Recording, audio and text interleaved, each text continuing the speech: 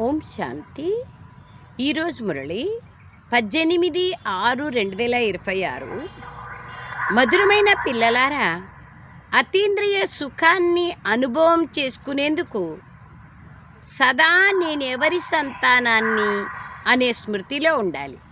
నేనెవరి సంతానాన్ని? స్వయం సర్వశక్తివంతుడు ముల్లోకాలకి అధినేత అయిన పరమాత్ముని సంతానాన్ని, మాస్టర్ సర్వశక్తివాన్ ఆత్మను అనేటువంటి స్మృతి, ఎవరి బిడ్డను అనే స్మృతి ఉంటే బాబా అంటున్నారు అతీంద్రియ సుఖం అనేది ఆటోమేటిక్గా ఉంటుంది.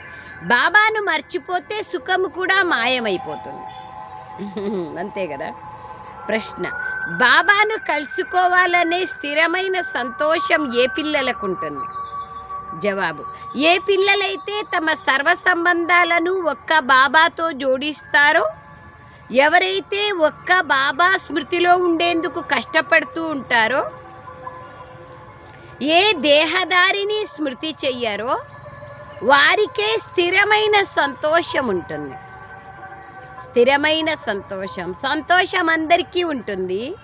అల్పకాలికమైన సంతోషం, చదువులో పాస్ అయితే సంతోషం, ఉద్యోగం వస్తే సంతోషం, అనుకున్న పని అయితే సంతోషం. ఆ విధంగా అల్పకాలికమైన క్షణభంగురమైన సంతోషం ఉంటుంది. కానీ స్థిరమైన సంతోషం ఎవరికి ఉంటుంది అంటే, ఒక్క బాబాతో సర్వ సంబంధాలు ఎవరైతే జోడిస్తారో, ఒక్క బాబా స్మృతిలో ఎవరైతే ఉండేందుకు కష్టపడతారో వారికే స్థిరమైన సంతోషం ఉంటుంది. దేహదారి స్మృతి ఉంటే చాలా ఏడవాల్సి వస్తుంది. ఎందుకంటే మనల్ నుంచి ఎప్పుడైనా దూరం అవుతారు. ఎవరైనా సరే దేహదారులు ఏ రోజో ఒకరోజు వదలాల్సే, శరీరం వదలాల్సే ఉంటుంది కదా.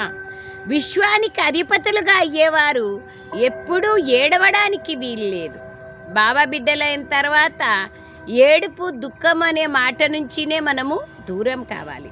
అందుకే బాబా అంటారు, విశ్వాధిపతులుగా అయ్యే మీరు ఫలానాది ఫలానా వాళ్ళు చనిపోయినారు, లేదా ఫలానా వస్తువు లభించలేదు అని ఏడవడానికి వీల్లేదు అంటున్నారు బాబా. పాట: బాల్యపు రోజులు మర్చిపోకండి, ఈరోజు నవ్వుతూ రేపు ఏడవకండి. ఓం శాంతి. ఓం శాంతి బాబా. మధురమైన పిల్లలు, మేము బేహద్దు తండ్రికి పిల్లలమన్న విషయాన్ని మర్చిపోకండి అని బాబా అంటున్నారు. ఇది మర్చిపోతే మిమ్మల్ని మీరు ఏడిపించుకుంటారు. వేరే వాళ్ళని ఏడిపించేది కాదు, మనల్ని మనమే ఏడిపించుకుంటాం బాబాని మర్చిపోతే. చీచీ ప్రపంచంలోకి బుద్ధి వెళ్ళిపోతుంది. బాబా స్మృతి ఉంటే అతీంద్రియ సుఖం అనుభవం అవుతుంది. బాబాను మర్చిపోతే సుఖము దూరం అవుతుంది. మేము బాబాకు పిల్లలమన్న విషయం ప్రతి క్షణము గుర్తుంచుకోవాలి. లేకపోతే మిమ్మల్ని మీరు ఏడిపించుకుంటారు, అంటే బాధ కలుగుతుంది, దుఃఖం వస్తుంది. అందరూ భగవంతుని పిల్లలే. ఓ తండ్రి, ఓ పరంపిత పరమాత్మ రక్షించండి అని అందరూ అంటారు. కానీ తండ్రి నుండి రక్షణ ఎప్పుడు లభిస్తుందో ఎవ్వరికీ తెలియదు. బాబా నుండి తమకు జీవన్ముక్తి, ముక్తి ఎప్పుడు లభిస్తుందో సాధు సన్యాసులు మొదలైన వారికి కూడా తెలియదు. ఎందుకంటే వారు భగవంతుడు కణకణంలోనూ ఉన్నాడని భావిస్తారు. సత్యమైన సంబంధాన్ని జోడించలేరు కదా. యథార్థమైన సంబంధం ఎంతవరకు జోడించమో అంతవరకు సర్వప్రాప్తులు, సర్వ సంబంధాల ప్రేమ, బంధనం లేదా సుఖము, ఆనందం అనేది లభించదు. అందుకే బాబా అంటున్నారు, సర్వవ్యాపి అన్నప్పుడు ఆ సుఖము, ఆనందము ఉండదు. ఎందుకంటే వారు భగవంతుడు కణకణంలోనూ ఉన్నాడని భావిస్తారు. ఇప్పుడు పిల్లలైన మీరు బేహద్దు తండ్రి గురించి తెలుసుకున్నారు.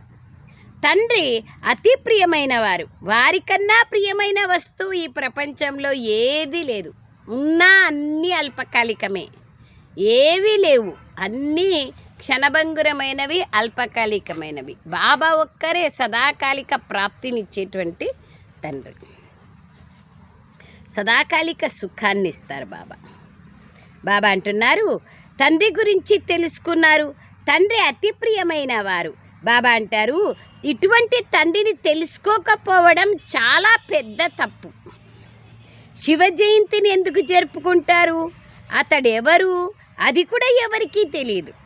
మీరు ఎంతగా బుద్ధిహీనులుగా అయిపోయారు. ఎవరిని మనము భక్తి చేస్తున్నామో వాళ్ళ గురించి వాళ్ళ బయోగ్రఫీనే తెలియదు, వాళ్ళ జీవన చరిత్రనే తెలియదంటే బుద్ధిహీనులైనట్లే కదా.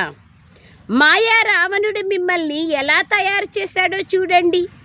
ఇది నా జన్మభూమి అని, నేను ప్రతి 5,000 సంవత్సరాల తర్వాత వస్తానని పిల్లలైన మీరు తెలుసుకున్నారు.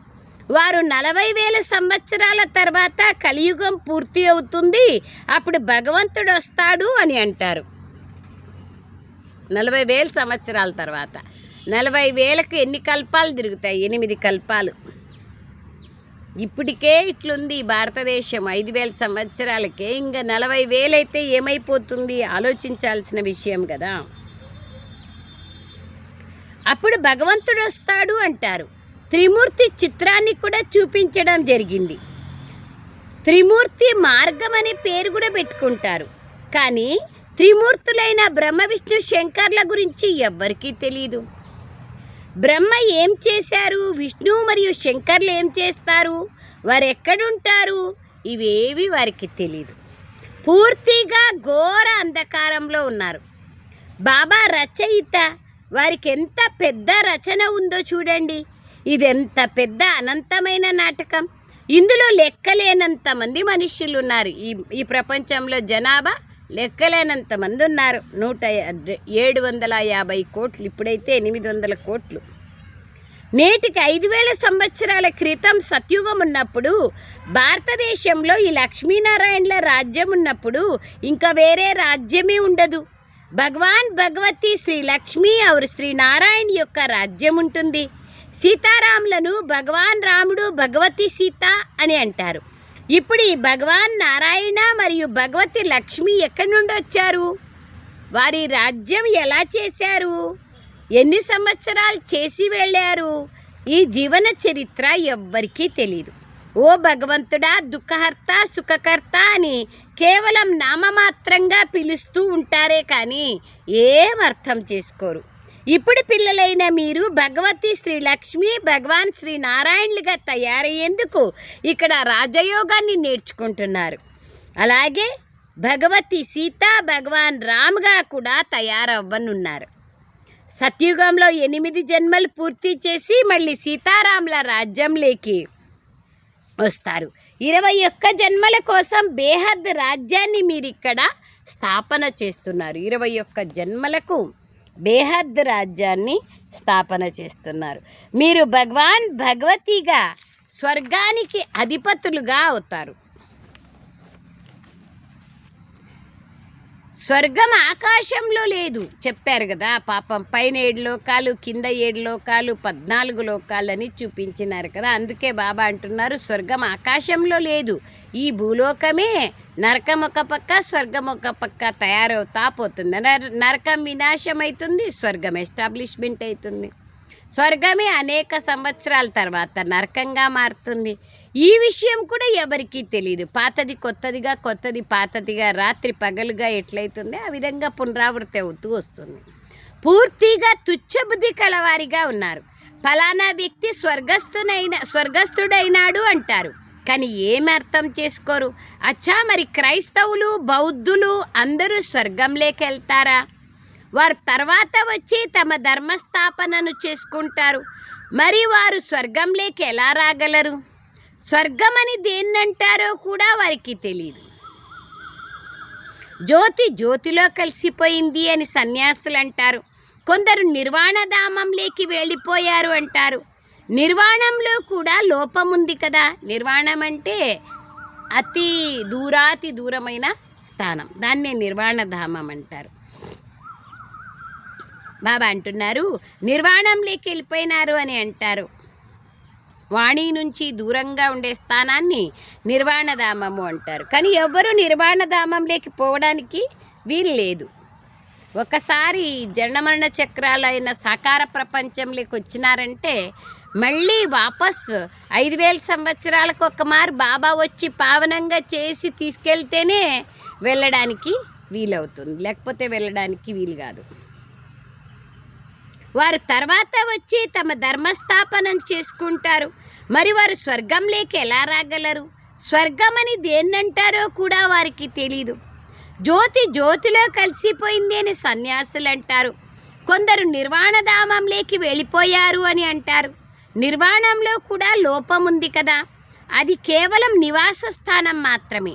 పరంధామం నివాస స్థానం, ఉండే ఇల్లు కదా. జ్యోతి జ్యోతిలో కలిసిపోయే విషయమే లేదు. జ్యోతిలో కలిసిపోతే మళ్ళీ బాబా అంటారు, జ్యోతి జ్యోతిలో కలిసిపోయింది అంటే పార్ట్ మళ్ళీ ఎట్లా స్టార్ట్ అవుతుంది? స్టార్ట్ కావడానికి వీల్లేదు కదా. సన్యాసులు అంటారు కొందరు నిర్వాణధామంలోకి వెళ్ళిపోయారు అని అంటారు. నిర్వాణంలో కూడా లోపం ఉంది, అది కేవలం నివాస స్థానమే. జ్యోతి జ్యోతిలో కలిసిపోయే విషయం లేదు. కలిసిపోతే మళ్ళీ పాత్ర సమానంగా కావాలి కానీ ఒకరు షావుకారులుగా, ఒకరు పేదవాళ్ళుగా, ఒకరు అంగవైకల్యంగా ఉండడానికి వీలు లేదు కదా కలిసిపోయిన తర్వాత. అలా జ్యోతి లీనమైపోతే ఆత్మ పాత్రనే అంతమైపోతుంది. దానిలో మొత్తం ఆటంతా సమాప్తమైపోతుంది. ఈ డ్రామా నుండి ఏ ఆత్మ తప్పించుకోవడానికి వీలు లేదు. ఎవ్వరూ మోక్షాన్ని పొందలేరు.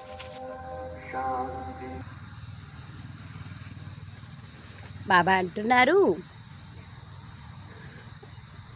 శాంతిధామంలో జ్యోతి జ్యోతిలే కలిసిపోయింది అంటే పాత్ర లీనమైపోతుంది కదా, పాత్రనే సమాప్తమైపోతుంది, ఆటనే సమాప్తమైపోతుంది. మరి మోక్షాన్ని ఎవరూ పొందడానికి వీల్లేదు. పాట అర్థాన్ని కూడా ఎవరూ తెలుసుకోలేరు. అలాగే జీవన్ముక్తి అర్థము కూడా ఎవరికీ తెలియదు.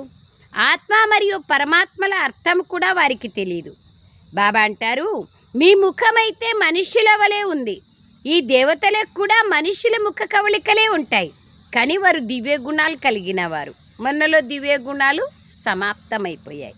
పాత్రను అభినయిస్తా సత్యుగ ఆదిలో దేవతలు ఉండేవారు. వారి రాజ్యం 2500 సంవత్సరాలు నడిచింది. మిగిలిన 2500 సంవత్సరాల్లో మిగిలిన అన్ని ధర్మాలు వస్తాయి. 5000 సంవత్సరాలకు బదులుగా మనుషులు కల్పవృక్ష ఆయుష్ని లక్షల సంవత్సరాలని అంటారు. కానీ మీరు చెప్పే విషయాన్ని అర్థం చేసుకునేందుకు కూడా ఇక్కడికి రారు. ఎవరైతే కల్పపూర్వం వచ్చి అర్థం చేసుకున్నారో వారే ఇక్కడికి వస్తారు. ఒకటి హద్దు సన్యాసం. అందులో సన్యాసులు ఇల్లు వాకిళ్ళు వదిలే అడవుల్లోకి వెళ్ళి ఉంటారు. ప్రారంభంలో వాళ్ళు సత్వప్రధానంగా ఉండేవారు, ఇప్పుడు తమోప్రధానంగా అయ్యారు. కాబట్టి అడవులు వదిలి ఇక్కడికి మళ్ళీ ఊర్లలోకి వచ్చి పెద్ద పెద్ద భవనాలను తయారు చేస్తున్నారు.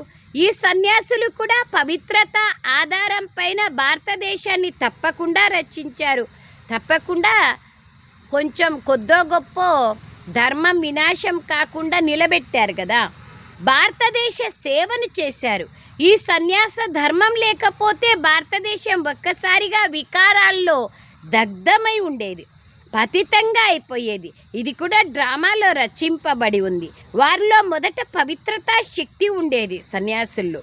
దాంతో భారతదేశాన్ని కాపాడారు. ఈ దేవతల రాజ్యం ఉన్నప్పుడు భారతదేశం ఎంతో సుసంపన్నంగా ఉండేది. వీరికి ఎంత పెద్ద వజ్ర వైడూర్యాల మెహల్స్, విశాలమైన నిర్మితమైన భవనాలు ఉండేవి. అవన్నీ ఇప్పుడు ఏమయ్యాయి? అన్నీ భూమిలోకి వెళ్ళిపోయాయి.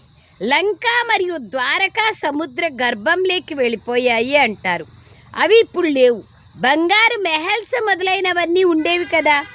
మందిరాల్లోనే ఇన్ని వజ్ర వైడూర్యాలతో అలంకరించినప్పుడు మరి అక్కడ ఇంకేమేమి ఉంటాయో ఆలోచన చేయండి. ఇక్కడ మందిరాల్లోనే అంత అలంకరిస్తే ఇంకా అక్కడ స్వయంగా డైరెక్ట్గా వాళ్ళ భవనాలు ఎలా ఉంటాయి చూడండి.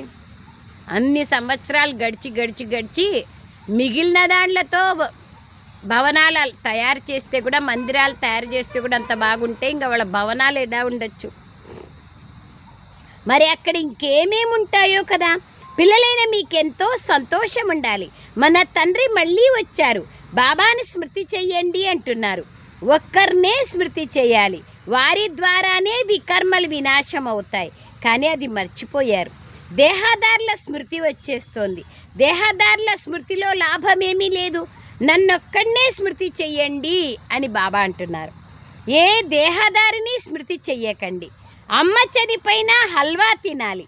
ఒక్క బాబా స్మృతిలోనే సంపాదన ఉంది.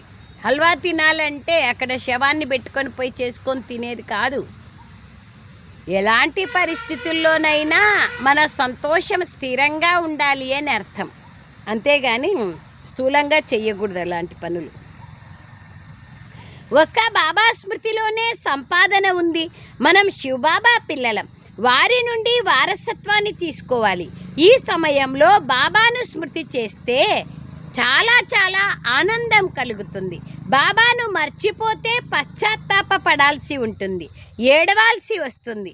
విశ్వానికి అధిపతులుగా తయారయ్యే వారికి ఏడవాల్సిన పనేముంది? మీరు బాబాని మర్చిపోతారు, అప్పుడే మాయ మీకు దెబ్బతీస్తుంది. బాబాను మరియు వారసత్వాన్ని స్మృతి చెయ్యండి అని బాబా మళ్ళీ మళ్ళీ అర్థం చేయిస్తున్నారు. అమరనాథుడు అమరపురిలో కేవలం ఒక్క పార్వతికి మాత్రమే అమరకథను వినిపించి ఉండరు. తప్పకుండా చాలామంది ఉంటారు. ఇప్పుడు పతితులుగా అవ్వకండి, ఈ అంతిమ జన్మలో పవిత్రంగా అవ్వండి అని మనుష్య మాతృలందరికీ తండ్రి అర్థం చేయిస్తున్నారు. అక్కడ స్వర్గంలో వికారాలే ఉండవు. అక్కడ కూడా వికారాలు ఉంటే ఇక స్వర్గానికి నరకానికి తేడా ఏముంటుంది? సర్వగుణ సంపన్నులు 16 కళా సంపూర్ణులు అని దేవీ దేవతలనే అంటారు. భగవంతుడే వచ్చి భగవాన్ భగవతి లక్ష్మీనారాయణులుగా తయారు చేస్తున్నారు. భగవంతుడు తప్ప ఇంకెవ్వరూ అలా చెయ్యలేరు. భగవంతుడు ఒక్కడే. భగవాన్ భగవతిల రాజధాని అని కూడా అంటారు. యథా రాజారాణి తథా ప్రజ. వారు కూడా అక్కడ ఉంటారు సత్యుగంలో. కానీ అక్కడ వారిని భగవాన్ భగవతి అని పిలువరు. ప్రజలందరినీ భగవాన్ భగవతి అన్నారు. కావుననే ఆది సనాతన దేవీ దేవత ధర్మం అన్నారు. ఇది ఎవ్వరికీ తెలియదు. ఇతడి ఆత్మకు కూడా తండ్రియే అర్థం చేయిస్తారు. బాబాకి కూడా, బ్రహ్మ బాబాకి కూడా మర్చిపోయినారు కదా, బ్రహ్మ బాబాకి కూడా శివ బాబానే అర్థం చేయిస్తారు.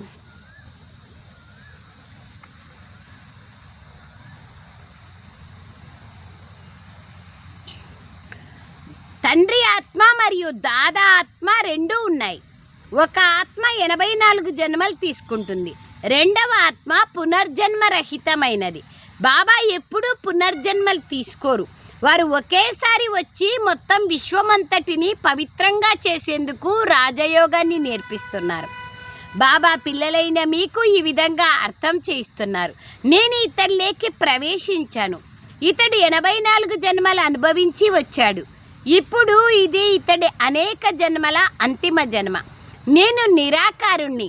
మరి నేనొచ్చి పిల్లలకు రాజయోగాన్ని ఎలా నేర్పించగలను? ప్రేరణ ద్వారా ఏమీ జరగదు. కృష్ణ భగవాన్ వాచ్ అయితే ఉండదు కదా, అతడు ఎలా రాగలడు? అతడు సత్యుగానికి చెందినవారు, 16 కళా సంపూర్ణులు. ఆ తర్వాత త్రేతాయుగంలో 14 కళా సంపూర్ణులుగా ఉంటారు. మళ్ళీ ద్వాపరంలోకి కృష్ణుడిని ఎందుకు తీసుకెళ్లారు? ద్వాపరంలోకి తీసుకెళ్ళినారు ఎందుకు? రాముని కంటే కృష్ణుడు గొప్పవాడు అంటారు. మళ్ళీ త్రేతా తర్వాత ద్వాపరంలోకి కృష్ణుడిని తీసుకెళ్లారు. 8 కళలుండే స్థానం ద్వాపరం. 14 కళా సంపూర్ణులుగా ఉంటారు త్రేతాలో. ద్వాపరంలోకి కృష్ణుడిని తీసుకెళ్లారు. అతడు మొట్టమొదట రావాల్సిన వారు. పవిత్రమైన రాకుమారుడు కదా కృష్ణుడు. మొదట బాబాను స్మృతి చేయండి, లేకపోతే మాయ ఒక్కసారిగా తీసేస్తుంది, దెబ్బ కొడుతుంది. బాబా అందుకే చెప్తున్నారు, ముట్టుకుంటే ముడుచుకపోయే ఒక మొక్క చేయి తగలగానే ముడుచుకపోతుంది. బాబాని స్మృతి చేయకపోతే మీ పరిస్థితి కూడా ఇలాగే తయారవుతుంది. మీ బాల్యపు రోజులను మర్చిపోకండి అని పాటలో కూడా విన్నారు. బాబాను మర్చిపోతే ఎక్కడో ఒక దగ్గర దెబ్బ తగులుతుంది. మీరు నా పిల్లలు కదా అని బాబా అంటారు. ఈ శరీరము విషముతో జన్మ తీసుకుంటుంది, వికారాలతో. విషం అంటే స్థూలమైన విషయం కాదు. వారు దీని లౌకిక తల్లిదండ్రులు, వీరు పారలౌకిక తండ్రి. అలాగే ఇతన్ని బ్రహ్మబాబాను అలౌకిక తండ్రి అంటారు. ఇతడు హద్దుల్లో ఉండేవారు, బాబా బేహద్దులో ఉన్నారు. బ్రహ్మబాబా కూడా హద్దులో ఉండ్రి. శివబాబా బిడ్డ అయినాక బేహద్దులేకొచ్చారు. ఇప్పుడు లౌకిక కూతురు నిర్మల్ శాంతదాది ఉంది. తన లౌకిక, అలౌకిక మరియు పారలౌకిక సంతానం కూడా ముగ్గురు ఒకరిలోనే లభించినారు దాదీకి. శివబాబాకు సోదరులు ఎవ్వరూ లేరు. లౌకికము, అలౌకికము, పారలౌకికము మూడింటిలోనూ లేరు. ఎంత తేడా ఉంది! ఒక్క బాబాకు చెందిన వారిగా అవ్వడం అంత సులభమైన విషయం ఏమీ కాదు. ఇటువంటి తండ్రితో సంబంధాన్ని జోడించాలి. సమయం పడుతుంది. శివబాబా స్మృతిలో ఉండడం చాలా కష్టం. 50 సంవత్సరాల నుండి ఉండేవారు కూడా రోజంతట్లో శివబాబాను కనీసం తలుచుకోని వారు కూడా ఉన్నారు. మిగిలిన వాళ్ళందరినీ మర్చిపోయి ఒక్కరినే స్మృతి చేయాలి. ఇది చాలా చాలా కష్టం. కొందరు 1% స్మృతి చేస్తారు, కొందరు 2%, కొందరు 0.5% కూడా అతి కష్టం మీద స్మృతి చేస్తారు. ఇది చాలా భారీ లక్ష్యం. కావున మీ బాల్యాన్ని మర్చిపోకండి అని బాబా అర్థం చేస్తున్నారు. బాబా నుండి స్వర్గ వారసత్వం లభిస్తుంది. మనం జీవిస్తూనే మరణించి కొత్త ప్రపంచంలోకి వెళ్ళేందుకు బాబాకు చెందిన వారిగా అయ్యాం. ఇది ఎంత సంతోషకరమైన విషయం. మనం 2 కిరీటదారులుగా అవుతాం. సత్యుగంలోని ఈ దేవీ దేవతల్ని 16 కళా సంపూర్ణులు మరియు త్రేతాయుగంలోని దేవతల్ని 14 కళా సంపూర్ణులు అని ఎందుకంటారో ప్రపంచంలోని వాళ్ళకి ఏమాత్రమూ తెలియదు. రూపాయికి 16 అణాలు అంటారు, 16 కళా సంపూర్ణులు అంటారు. పున్నమి చంద్రుణ్ణి 16 కళలు సంపూర్ణంగా ఉన్నారంటారు. కానీ 16 కళలు అంటే ఏమనేది తెలీదు. 14 ఎప్పుడు వస్తాయి, 16 ఎప్పుడు వస్తాయి, సత్వప్రధానం అంటే ఏమి, త్రిగుణాలంటే ఏవి తెలీదు. ఇది బాబా చెప్తున్నారు. బాబాని వచ్చి అన్ని విషయాలని స్పష్టంగా అర్థం చేయిస్తారు కదా. బాబా అంటున్నారు, బాబా నుండి స్వర్గ వారసత్వం లభిస్తోంది. మనం జీవిస్తూనే మరణించాలి. కొత్త ప్రపంచంలోకి వెళ్ళేందుకు బాబాకు చెందిన వారిగా అయ్యాం. ఇది ఎంత సంతోషకరమైన విషయం. బాబా అంటున్నారు, మనము 2 కిరీటదారులుగా అవుతాం. ఒకటి పవిత్రతా కిరీటము, రెండవది బాధ్యతా కిరీటము. 2 కిరీటాల అధికారిగా అవుతాం. ఈ భక్తి మార్గపు యొక్క శాస్త్రాలు మొదలైనవన్నీ మళ్ళీ తయారవుతాయి. ద్వాపర యుగం నుంచి దుఃఖం ప్రారంభమయ్యే కొద్దీ ఈ హఠయోగము, తీర్థయాత్రలు మొదలైనవన్నీ జరుగుతాయి. అల్పకాలికమైన సుఖాన్ని ఇస్తాయి కదా, ఆనందాన్ని ఇస్తాయి, శాంతిని ఇస్తాయి. బాబా అంటున్నారు, ఇందులో ఎంతో శ్రమించాల్సి ఉంటుంది. ఈ రిద్ధి సిద్ధులను నేర్పించేందుకు కూడా పుస్తకం ఉంటుంది. లక్షలాది మానవులు వాటి వెనుక తిరుగుతూ ఉంటారు. మనకు బాబా ద్వారా స్వర్గము వారసత్వం లభిస్తోందని మీకు తెలుసు. ఈ కళ్ళతో ఏదైతే చూస్తారో అది ఏదీ ఉండదు, అంత సమాప్తమైపోతుంది. మీరు అశరీరిగా వచ్చారు పరంధామం నుండి. మళ్ళీ శరీరంతో పాటు ఇక్కడ భూలోకంలో పాత్రను అభినయించారు. మళ్ళీ వాపస్ శరీరాన్ని ఇక్కడే వదిలేసి ఇంటికి వెళ్తాం. 84 లక్షల జన్మల లెక్కలను గురించి చెప్పాలంటే సంవత్సరాల కాలం సరిపోదు. సంవత్సరాలు బట్టినా సరిపోదు. అసలు అది తిరుగుతూనే ఉంటుంది. సూర్యవంశీయులు ఉన్నప్పుడు చంద్రవంశీయులు ఉండరు. సూర్యవంశీయుల రాజ్యం పూర్తి అయ్యాక చంద్రవంశీయులు వస్తారు. ఇప్పుడు బ్రాహ్మణ వంశీయులుగా ఉన్నారు, మళ్ళీ దేవతా వంశీయులుగా అవుతారు. బాబా అన్ని విషయాలు, చక్రం యొక్క రహస్యాలన్నీ చెప్తారు. బాబా అంటున్నారు, ఇప్పుడు బ్రాహ్మణ వంశీయులుగా ఉన్నారు, మళ్ళీ మీరే దేవతా వంశీయులుగా అవుతారు. వర్ణం తిరుగుతూనే ఉంటుంది కదా, సృష్టి చక్రం తిరుగుతూ ఉంది అంటే వర్ణాలు కూడా తిరుగుతాయి. దాంట్లో ఆలోచనే లేదు. సంవత్సరాలు జరుగుతున్నాయంటే దినాలు, నెలలు ఎట్లా తిరుగుతాయో అట్లే కాలగమనం అనుసారంగా వర్ణాలు కూడా తిరుగుతాయి. ఇప్పుడు మనం చదువుకుంటున్నాం. మళ్ళీ మెట్లు దిగుతూ వైశ్య శూద్ర వంశీయులుగా అవుతాం. ఇప్పుడు మీ 84 జన్మల స్మృతి మీకు కలిగింది. ఈ చక్రాన్ని కూడా స్మృతి చేయాలి. బాబాను స్మృతి చేయడం ద్వారా మీరు సదా ఆరోగ్యవంతంగా, సదా సుసంపన్నంగా అవుతారు. పాపాలు తొలగిపోతాయి. చక్రాన్ని తెలుసుకోవడం ద్వారా చక్రవర్తి రాజులుగా అయిపోతారు. ఈ పాత ప్రపంచం శ్మశానంగా కావాల్సి ఉంది. ఇక్కడ ఉండేది లేదు, అంతా సమాప్తమైపోతుంది. రాముడు పోతాడు, రావణుడు పోతాడు. సత్యుగంలో రాముడికి ఎంతో చిన్న పరివారం ఉంటుంది. రావణ్ణి పెద్ద పరివారం ద్వాపరం తర్వాత ప్రారంభమవుతుంది. అక్కడ రాజధాని స్థాపన జరుగుతోందని పిల్లలకు తెలుసు.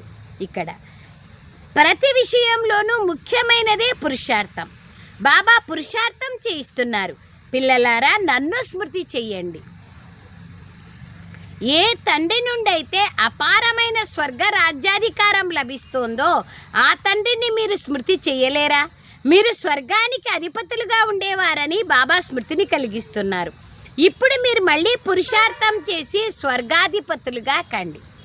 అచ్చా, मीठे मीठे सिखलदे बच्चों प्रति मात पिता बाप दादा का याद प्यार और गुड मॉर्निंग. रूहानी बाप की रूहानी बच्चों को नमस्ते. हम रूहानी बच्चों की रूहानी मात पिता बाप दादा को याद प्यार गुड मॉर्निंग और नमस्ते नमस्ते नमस्ते. बाबा नमस्ते. ధన్యవాదాలు తండ్రి. సారాంశం: ఎప్పుడూ ఏ విషయంలోనూ ముట్టుకుంటే ముడుచుకపోయే మొక్కలాగా అవ్వకండి. ఈశ్వరీయ బాల్యాన్ని మర్చిపోయి ముడుచుకపోకండి. ఈ కళ్ళకి ఏవైతే కనిపిస్తున్నాయో వాటిని చూస్తూ కూడా చూడకుండా ఉండాలి. ఒక్క బాబా స్మృతిలోనే సంపాదన ఉంది. కావున దేహదారులను స్మృతి చేసి దుఃఖించకూడదు.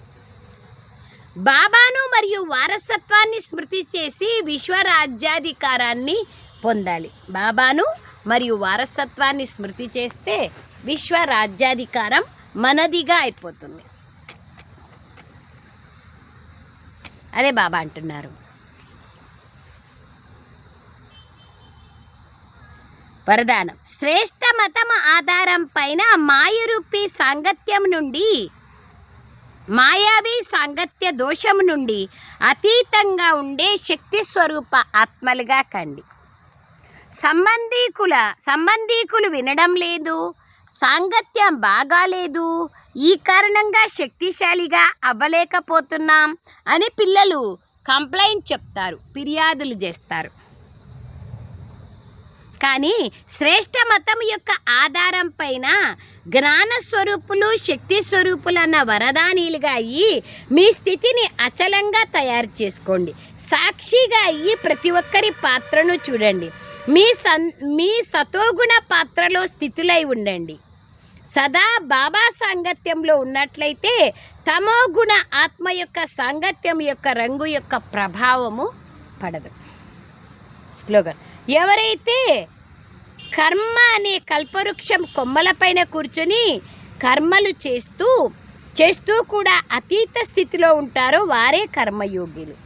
అవ్యక్త సూచన: సదా హర్షితంగా ఉండేందుకు మీ స్వభావాన్ని సరళంగా చేసుకోండి, సహనశీలులుగా కండి. కొందరికి విశేషమైన నేచర్ ఉంటుంది. ఆ నేచర్కు వశం అయిపోయి అనుకోకుండానే దాని ప్రకారంగా నడుస్తూ ఉంటారు. ఇలా ఉండాలని నేను అనుకోలేదు, కానీ ఇది నా నేచర్ అని అంటారు. అలాగే పిల్లలైన మీ సరళ స్వభావం ఎలా ఉండాలంటే వీరు సహజయోగ్యులు, స్వతహ యోగ్యులు అనిపించుకుంటారు అని అందరికీ అనుభవం అవ్వాలి. ఎక్కడ అనుభవం అవుతుంది? ఇంకా అనుభవం కావాలి. ఏం చెయ్యాలి, ఎలా యోగం చెయ్యాలి, ఇటువంటి ప్రశ్నల నుండి దూరం కావాలి. సదా సహజయోగిలుగా అనగా యోగులుగా ఈ ఒక్క విషయాన్ని బాబా అంటారు నేచర్ మరియు న్యాచురల్గా చేసుకుంటే అన్ని సబ్జెక్టులలో పర్ఫెక్ట్గా అయిపోతారు. యోగాన్ని నేచర్గా చేసుకుంటే అన్ని సబ్జెక్టులలో పర్ఫెక్ట్ అయిపోతారు. ఎంత బాగుంది.